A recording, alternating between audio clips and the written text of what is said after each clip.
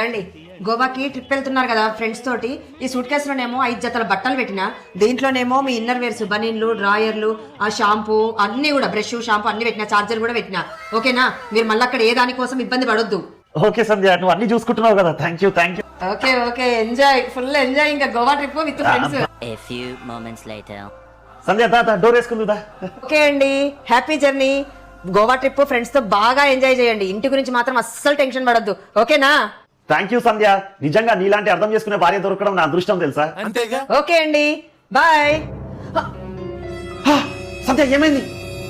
ఏం పర్లేదు. మీరు ఫస్ట్ బయలుదేరండి. ఫ్లైట్ మిస్ అయితే మీరు బయలుదేరండి. అయ్యో ఏం సంధ్య, అయ్యో ఏమైతుంది, అయ్యో ఏమై 4 hours later. ఏంద్రా ఫ్లైట్ స్టార్ట్ అయిపోయిందా? ఓకే రా, ఎంజాయ్ ద ట్రిప్. అయ్యో ఏమైందండి? ఆగండి, నేను టీ తీసుకొని వస్తాను.